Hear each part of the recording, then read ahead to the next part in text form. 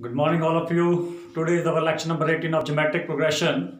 आज का जो हमारा कॉन्सेप्ट है वो बड़ा ही इजी भी है और इसको मुश्किल भी कह सकते हैं, और मीन्स अलग वैरायटी के क्वेश्चंस होंगे इसमें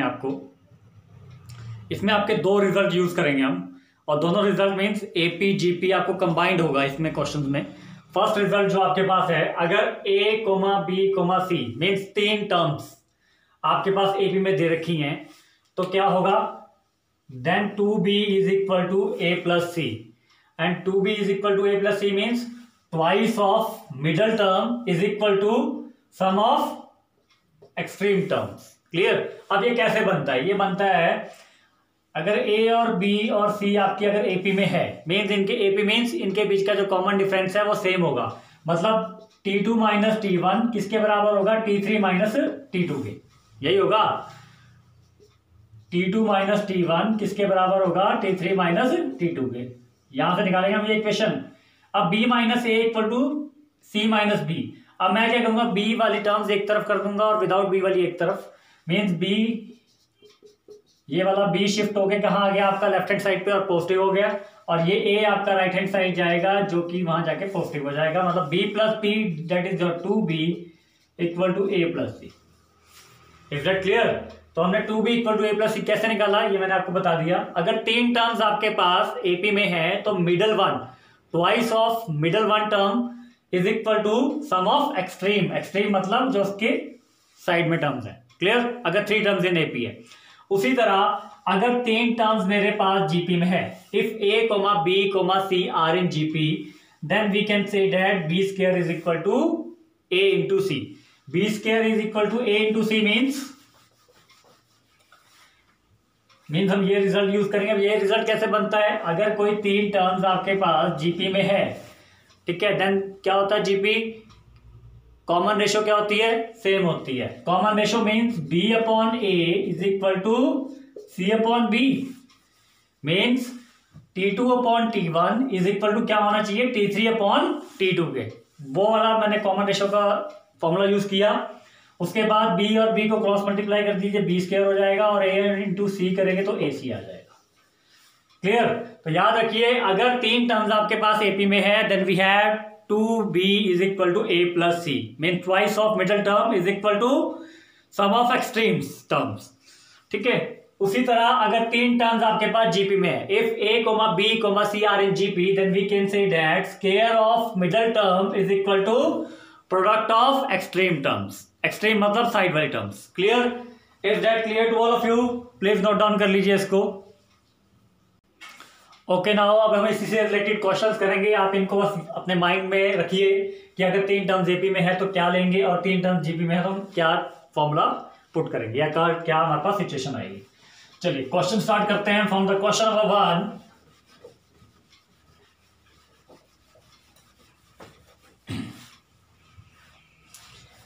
if P comma Q, question number 1 है आपके पास, if P comma Q comma R, P Q और R अगर हमारे पास किस में है, R इन AP, किस में है, AP में है, ठीक है, देन शो दैट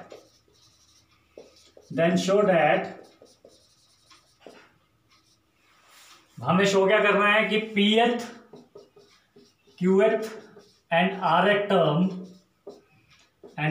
टर्म, ठीक है, Pth Qth and Rth means TP TQ and TR हमारे पास किस में होनी चाहिए, ऑफ एनी जीपी, किसी भी जीपी की ये terms Pth Qth and Rth term of any GP is also a GP. Question को ध्यान से समझेंगे, ठीक है। TP TQ TR मीन्स क्या हुआ, ठीक है, TP TQ TR किसी भी जीपी की ये तीनों टर्म्स हमारे पास क्या होनी चाहिए, जीपी ही होनी चाहिए। ठीक है, मतलब जब ये तीनों मैं सीक्वेंस में इकट्ठे लिखूं तो ये भी क्या बने, जीपी बने। उससे पहले क्वेश्चन स्टार्ट करते हैं फ्रॉम द गिवन पार्ट। ध्यान रखिएगा, क्वेश्चन में बोला क्या गया है, किसी जीपी की तीन टर्म्स जो जिनका नाम क्या है, P Q और R, ठीक है, Pth Qth and Rth term किसी भी जीपी की, वो जब हम सीक्वेंस में इकट्ठे लिखें तो वो क्या बने, एक जीपी ही बने। ठीक है, चलिए स्टार्ट करते हैं from the beginning. Given part, given में क्या है, A B comma C are in A P. ठीक है, ए बी सी हमारे पास क्या है, are in A P, sorry I am sorry, A B C नहीं, P Q R, P Q and R are in A P. अगर ये तीन टर्म्स आपकी एपी में है, एपी क्या बोलता है, twice of middle term. Middle term कितनी है, क्यू है, equal to sum of extremes. Extreme मतलब जो साइड वाली टर्म्स है उनका सम कर दीजिए, यही बनेगा। When three terms are in AP, या तीन नंबर हमारे एपी में है, तो हम क्या कहते हैं, twice of middle one is equal to क्या आता है, sum of extremes, means 2q equal to p plus r, that is your equation number 1। Is that clear? अगर ये एपी में है, अब जो हमारे को आगे निकालना है वो क्या निकालना है, सबसे पहले टर्म्स निकालनी है, ph qh एंड rh, किसी भी जीपी की। किसी भी जीपी मीन्स उसमें हम जीपी की nth टर्म का फॉर्मूला यूज करेंगे। उससे पहले मैं यहां लिखता हूं, let A, capital A and small d are the, sorry capital A and capital R the first term and the common ratio of a GP. ये मैंने मान लिया, and the common ratio of GP. ये मैंने क्यों लिया, क्योंकि मुझे अब टीपी, टीक्यू, टी आर की वैल्यू लिखनी है इन टर्म्स के, जैसे हम टर्म्स लिखते हैं, जैसे टीपी क्या बनेगा आपका, या टीएन क्या होता है जीपी में, एन टर्म कैसे निकालते हैं हम जीपी में, ए इंटू आर, आर की पावर क्या होती थी, एन माइनस वन। ठीक है, वैसे ही हम क्या निकालेंगे, TP, TQ and T R. चलिए सबसे पहले टीपी निकालेंगे। टीपी क्या बनेगा, capital A into R, R की पावर पी माइनस वन, यही होगा टीपी। इसी तरह टी क्यू कितना होगा, T Q is equal to A into R, R की पावर क्यू माइनस वन। इसी तरह आर एक्स टर्म क्या होगी आपकी, ए इंटू आर,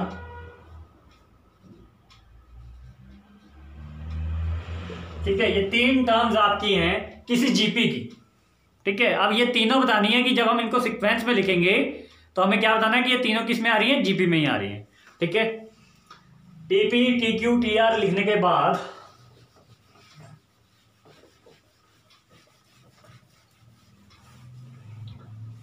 अब हम यहां लिखेंगे, now we have to prove that, या we have to show that TP, TQ, TR in GP. ठीक है, किसमें है, ये तीनों चीजें क्या होंगी आपकी, टीपी, टीक्यू, आर किसमें है, जीपी में। अब इसके बाद फिर एक और लाइन लिखेंगे, फॉर प्रूविंग जीपी। अगर किन्हीं तीन नंबर को मैंने जीपी में लिखना है, जीपी में प्रूव करना है, तो उसके लिए मैं क्या करूंगा, वही कंडीशन जो मैंने आपको लेक्चर के स्टार्टिंग में बताई थी उसको रिवर्स कर दीजिए। ठीक है, for proving TP, TQ and TR in GP, अगर मैंने इन तीनों को जीपी के लिए प्रूव करना, जीपी में लाना है, then we have to show that what we have to show that b square equal to AC, यही होता है। Square of middle term is equal to product of extreme. तो स्क्वायर मिडल टर्म कौन सी है, TQ है, तो TQ का square equal to product of extreme मतलब TP इंटू TR। ये मुझे प्रूव करना है। Is that clear to all of you? ठीक है, तो क्या बताया मैंने आपको यहां पे, that we have to prove that TP, TQ, TR. अगर मुझे प्रूव करना है टीपी, टीक्यू, टीआर को किसमें, जीपी में, then we have to show that the condition जो मैंने आपको लेक्चर की स्टार्टिंग में बताई थी, B square equal to AC। B square equal to AC means square of middle term is equal to product of extremes. Extreme means जो first और last term होगी आपकी। ठीक है, मिडल टर्म कौन सी, TQ जो बीच में है। Is that clear? चलिए स्टार्ट करते हैं फ्रॉम द, अब टीपी, टीक्यू और टीआर की वैल्यू हमारे पास है, हम राइट हैंड साइड से सॉल्व करेंगे और इक्वल टू लेके आएंगे लेफ्ट हैंड साइड। ठीक है, तो हम इजीली प्रूव कर सकते हैं ये वाली condition. Clear? Right hand side क्या है आपके पास, TP into TR. What is TP? TP था जी हमारे पास A डॉट R की power P minus one. What is TR? A dot R की power r minus 1। Is that clear? अब सेम टाइम टर्म प्रोडक्ट में है, इकट्ठे लिख सकते हैं a इंटू ए और p, r वाली इकट्ठी लिख दीजिए, r raise to power p minus 1 dot r raise to power r minus 1। Is that clear? तो आप यहां देख रहे होंगे कि बेस सेम पावर ऐड कर दीजिए, तो क्या बना यहाँ पे बन गया आपका a की पावर बन गई स्क्वायर। ठीक है जी, base same power add, same यहीं पे कीजिए, बेस सेम है तो पावर ऐड कर दीजिए, means p minus 1 plus r minus 1। Is that clear to all of you? Base same prove करने के बाद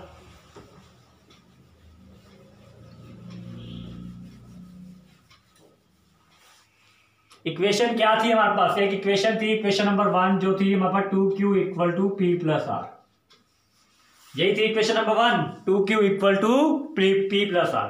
इसी का मैं यहां यूज करूंगा। अब इसके बाद जो नेक्स्ट स्टेप बनेगा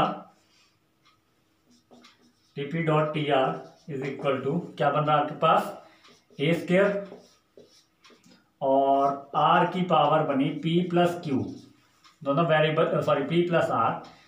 ठीक है, दोनों वेरिएबल्स को इकट्ठा लिख दिया, -1 -1 कितने हो गए, -2। Is that clear?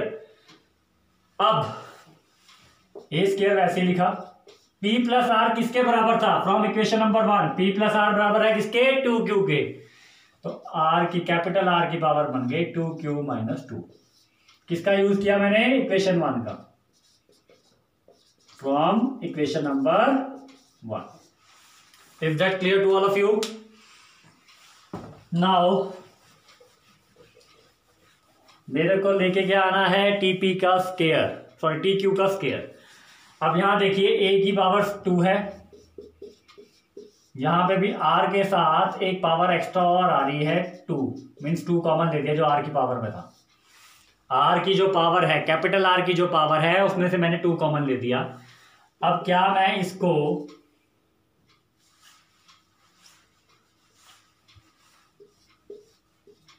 ऐसे लिख सकता हूं,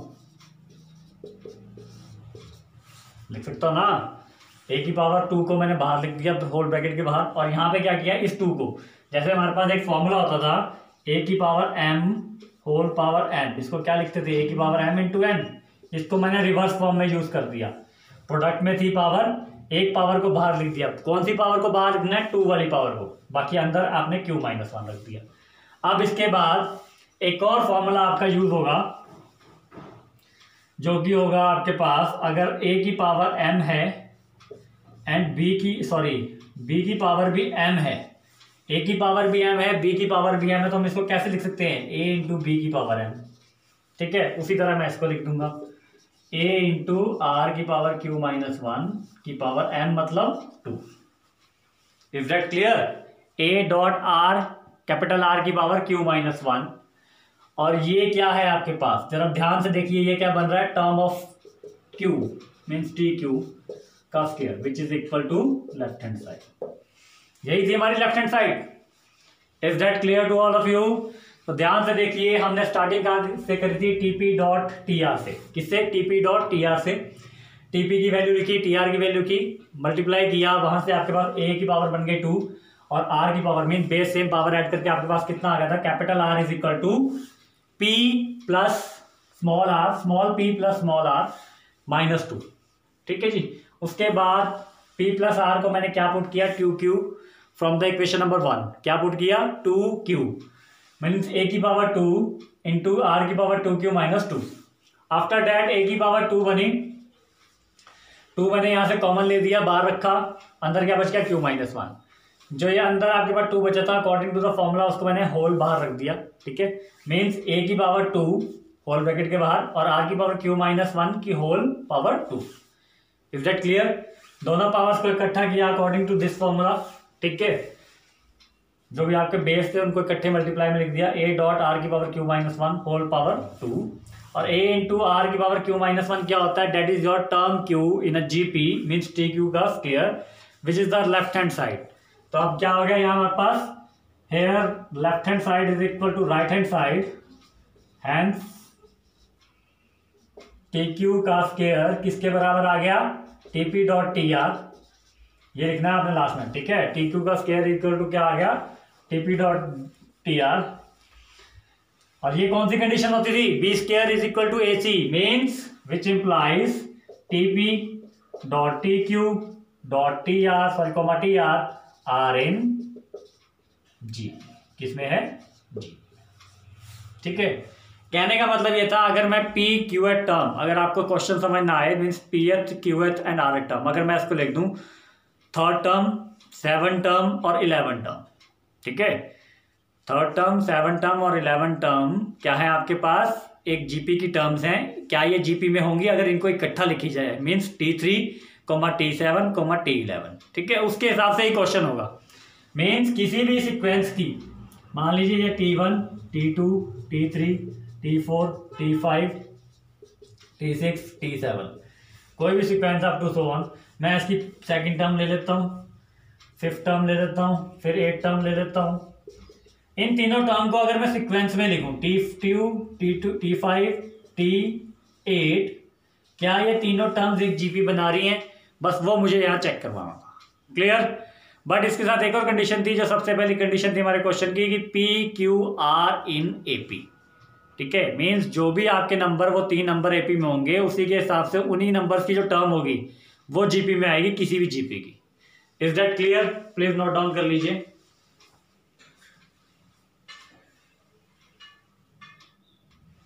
okay, now move to the next question. अब ऐसे रिलेटेड, इसी से रिलेटेड हम क्वेश्चंस करेंगे।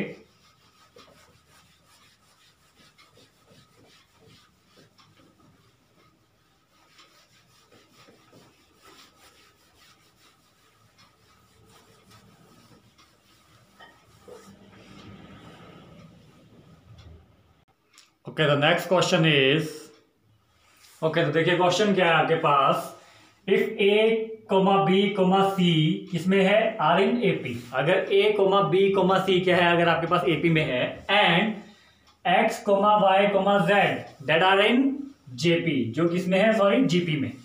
अब we have to show that X की पावर बी माइनस सी डॉट वाई की power C minus A dot Z की पावर ए माइनस बी किसके इक्वल आना चाहिए, 1 के इक्वल। क्लियर, चलिए सोल्यूशन स्टार्ट करते हैं। सबसे पहले जो गिवन पार्ट है वो लिखते हैं, लिख दीजिए as given a B comma C are in AP, किसमें है, एपी में है। देन हाँ जी, जब कोई 3 नंबर एपी में होते हैं तो क्या होता है, twice of middle term is equal to sum of extremes, means 2b equal to क्या होगा, a प्लस सी। इसी तरह एंड अगर x comma y comma z क्या है, किसमें गिवन है, आर इन जीपी, किसमें गिवन है, are in GP, then we can say that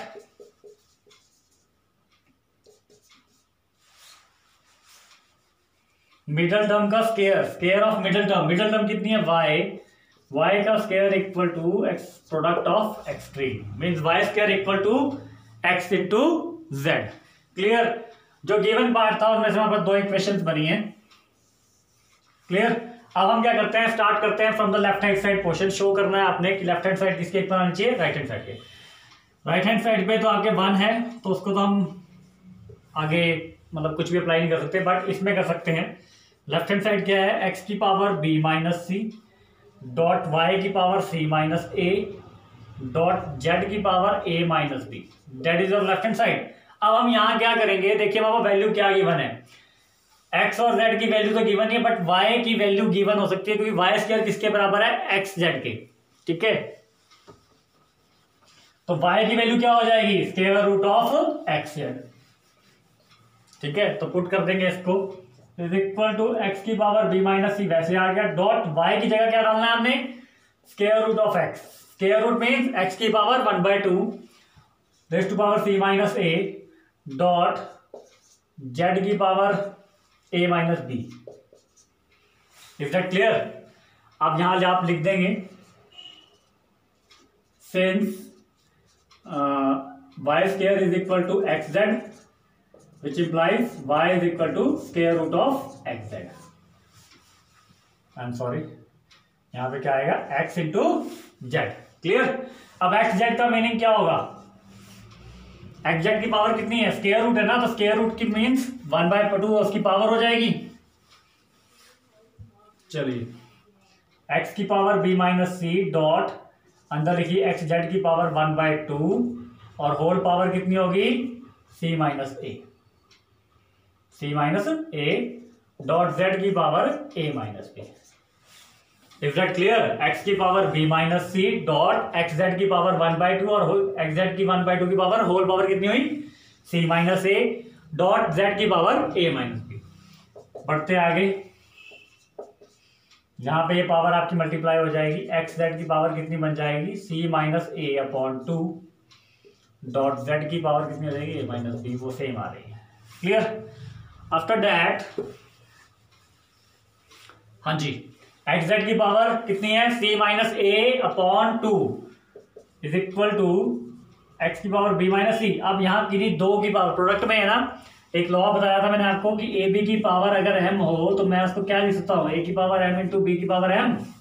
ठीक है, अगर कोई दो चीजें प्रोडक्ट में है और पावर उनकी एक है तो उन दोनों को मैं अलग अलग लिख सकता हूँ विद द सेम पावर। ठीक है, मीन्स एक्स की पावर कितनी हो जाएगी c माइनस ए अपॉन 2 और z की पावर भी क्या हो जाएगी c माइनस ए अपॉन 2। ठीक है, डॉट z की पावर इधर क्या बन गई a माइनस बी। ठीक है, सिंस में आप चाहे लगा सकते हैं कि हमने कौन सा लॉ यूज किया है, ए बी की power m is equal to a की पावर m इंटू बी की power m। Is that clear?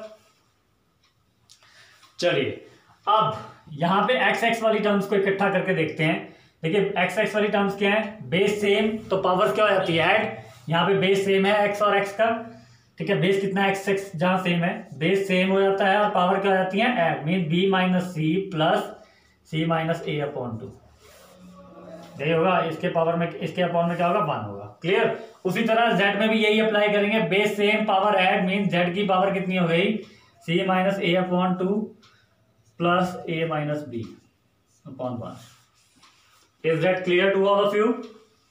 अब इसके बाद और क्या लिख सकते हैं इसको, यहां पे x की पावर क्या बन जाएगी b minus c sorry 2b minus 2c plus c minus ए अपॉन 2। ठीक है, डॉट z की पावर क्या बन जाएगी c minus a plus 2a minus 2b upon 2। तो यहाँ x की पावर कितनी बन गई है 2b minus 2c plus c minus a upon 2 और इधर z की पावर कितनी बनी है c minus a plus 2a minus 2b। Is that clear? चलिए now move to the next step.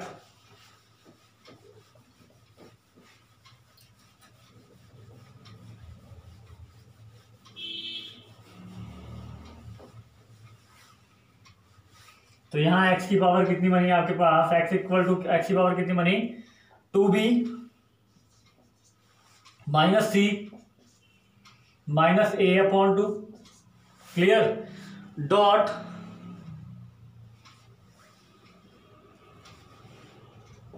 z की पावर कितनी बन रही है c minus sorry plus a minus के 2b अपॉन 2। अब इसको हम आगे कैसे सॉल्व कर सकते हैं, हमें लाना क्या है राइट हैंड साइड में क्या प्रूव करना है 1 के बराबर प्रूव करना है। तो यहाँ पे देखिए एज वी नोट एट जो हमारी पहली पे जहाँ पे 3 नंबर आपके एपी में थे ए बी सी और आपके किस में थे एपी में थे, तो टर्म्स क्या बनी थी वहां पर 2b इक्वल टू क्या आया था a plus c from the starting of this question. ठीक है, जहां से हमने सोल्यूशन स्टार्ट करा था वहां पे सबसे पहले टर्म क्या निकाली 2b equal to a plus c. पर जहां जहां 2b है वहां आप a प्लस सी डाल दीजिए।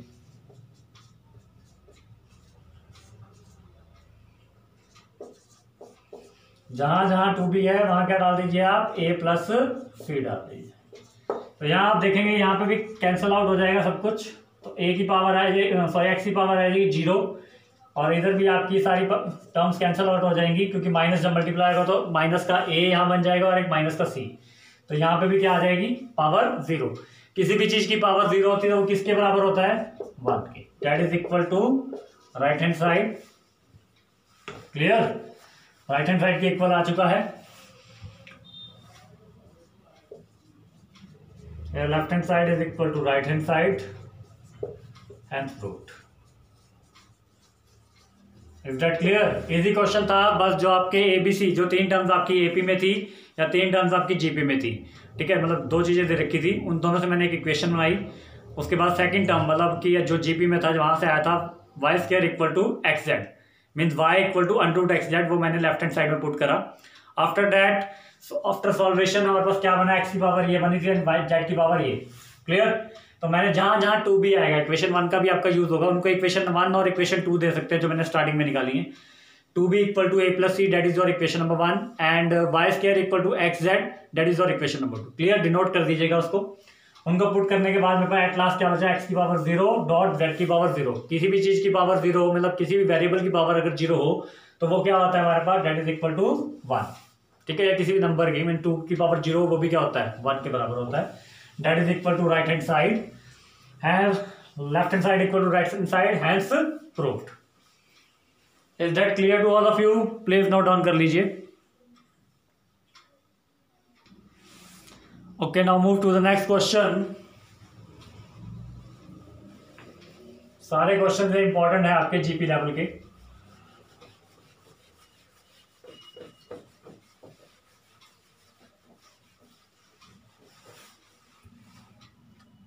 अब यहाँ पे जो क्वेश्चन हम कर रहे हैं, इसमें GP भी आ रही है, AP भी आ रही है।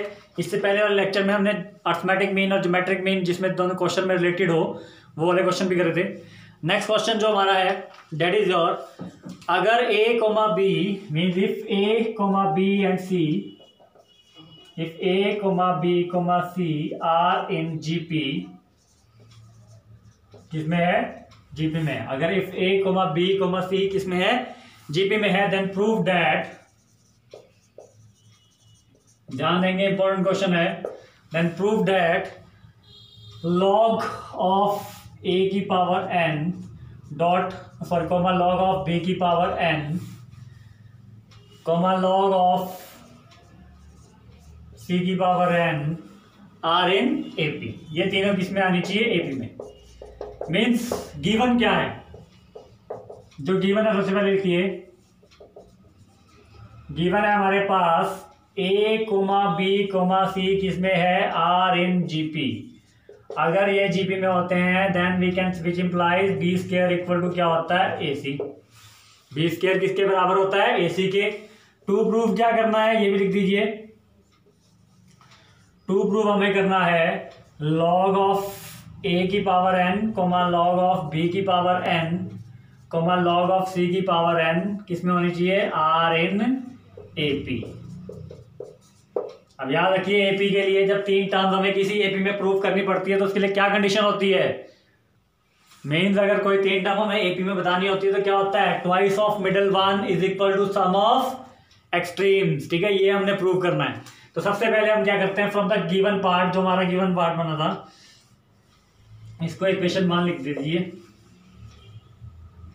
एज फ्रॉम इक्वेशन नंबर 1, हाँ जी, इक्वेशन नंबर 1 क्या थी, B² is equal to AC। B² is equal to AC। अब हम यहां लिखेंगे take nth power of above equation. ठीक है, मतलब आपने क्या करना है, nth पावर मीन्स n की पावर सब दोनों जगह, मतलब लेफ्ट हैंड साइड भी और राइट हैंड साइड भी ऐड करनी है।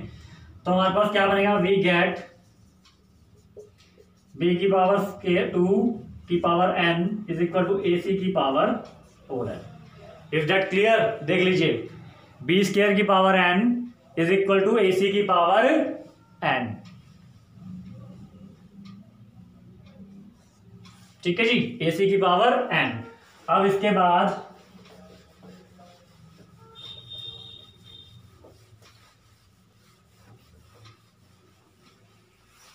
हाँ जी, टर्म क्या बनी थी, B की power 2 whole power n is equal to AC की पावर n, यही है टर्म। अब पावर को मल्टीप्लाई कर देते हैं, B की पावर बन गई 2n और इधर क्या बन गई, A की पावर n इंटू C की पावर n। ठीक है, कौन सा फॉर्मूला यूज किया, एक तो फॉर्मूला हमने यूज किया यहाँ पे A की power m whole power n हो तो क्या बन जाता है, A की power m into n।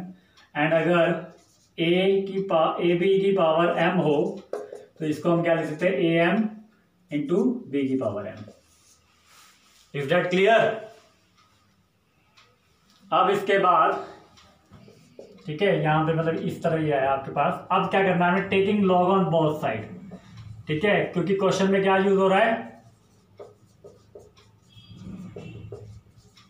Taking log on both side. लीजिए लॉग लीजिए बोथ साइड, ठीक है, लॉग ऑन बोथ साइड ले रहे हैं तो लॉग ऑफ b की power 2n is equal to log of an into cn। Is that clear? अब इसके बाद हम क्या अप्लाई कर सकते हैं, देखिए क्वेश्चन देखिए, हमें क्या करना है, ट्वाइस ऑफ किसका लेना है, लॉग ऑफ की पावर bn, मतलब b की पावर n, ठीक है। तो हमने क्या करना है, लॉग ऑफ b की पावर n को अंदर रखिए और स्क्वायर को ले दीजिए बाहर, एंड यहाँ पे log of m into n क्या होता है, log of m plus log of n, log of m plus log of n। Clear?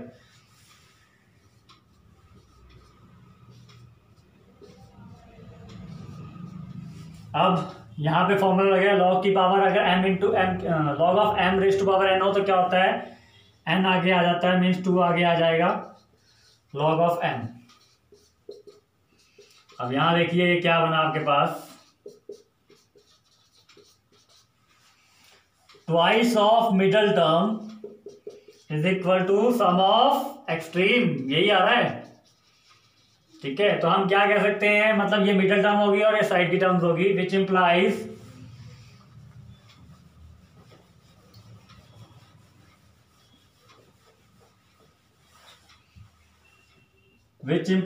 log of a की power n comma log of b की power n comma log of c की power n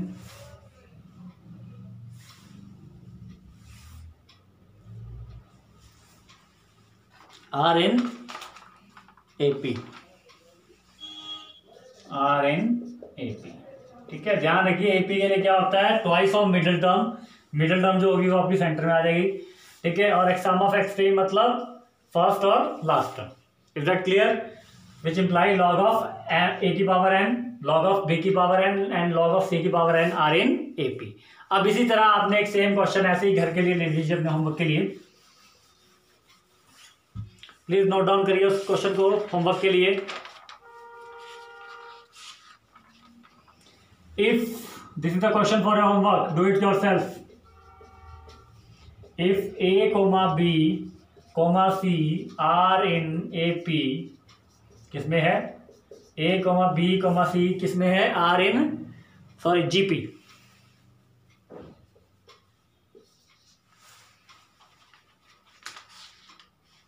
हाँ जी। If a comma b comma c are in GP then prove that,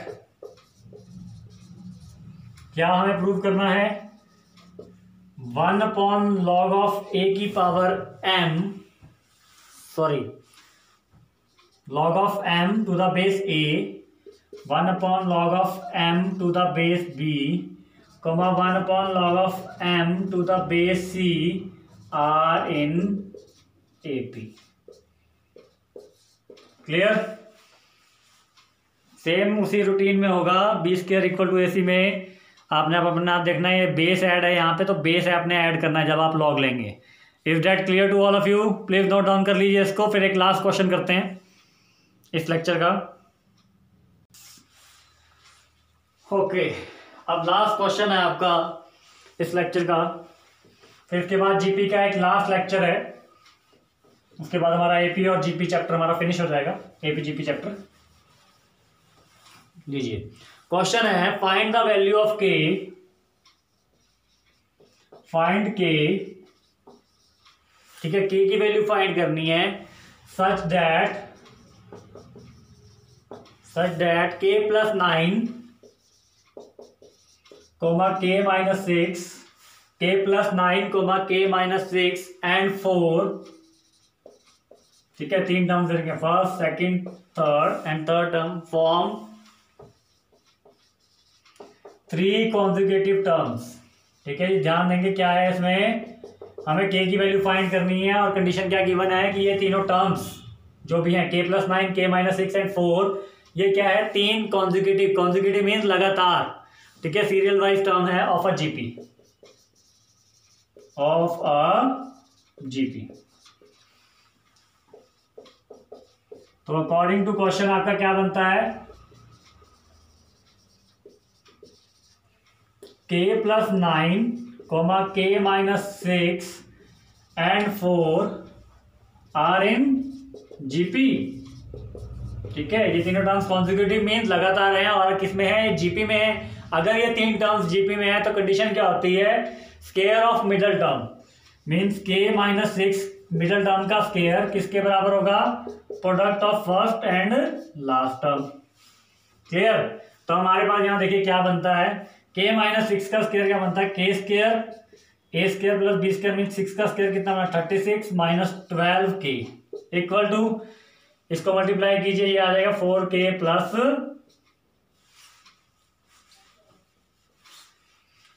plus 36। Is that clear. k square plus 36 minus 12k equal to 4k प्लस 4 × 9 कितना 36, 4k plus 36। अब चीजें solve कीजिए तो सारी टर्म्स को एक तरफ कर दीजिए, then you will see that 4k आपका माइनस का हो जाएगा और 36 भी माइनस का आ जाएगा। 36 और 36 तो हो गए कैंसिल आउट। तो बचा क्या आपके पास, हमारे पास बचा k square minus k 16k equal to 0, k square minus 16k equal to 0, यही बचेगा। अब यहां से हमने k की वैल्यू निकालनी है, then we have to take the k common, अंदर बचा k × k - 16। ठीक है, किन्हीं दो टर्म्स का प्रोडक्ट 0 आ रहा है, मीन यहाँ पे आइदर और लगेगा, या फिर पहली टर्म 0 के बराबर है या फिर दूसरी टर्म 0 के बराबर है। ठीक है, अगर पहली टर्म आपकी 0 के बराबर है तो आपके पास 3 नंबर अलग बनेंगे और यहां से तो k एक आ गया 0 और एक k आ गया आपके पास 16। Is that clear. तो पुट करके देखते हैं।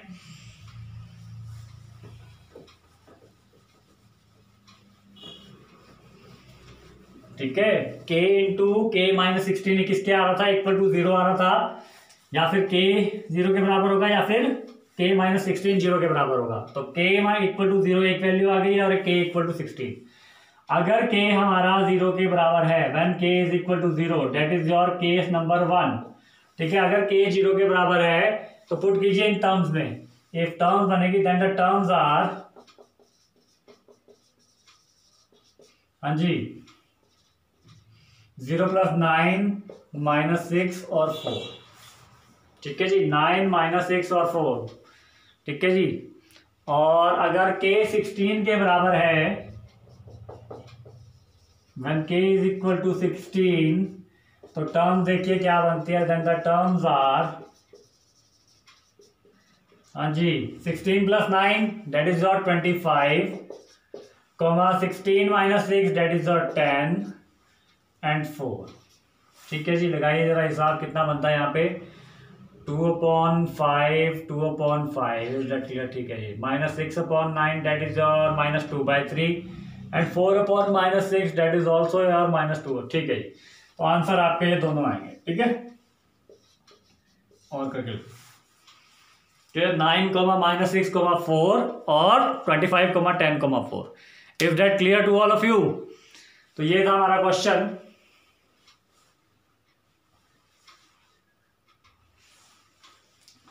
तो देख लीजिए, अब ये सेकंड लास्ट लेक्चर था आज हमारा जीपी और एपी का। अब लास्ट लेक्चर में भी हम एक अलग कंसेप्ट के क्वेश्चंस करेंगे। Thank you, have a nice day. और जो होमवर्क के लिए क्वेश्चन दिया प्लीज उसको कीजिए एंड आंसर कमेंट कीजिए। Thank you.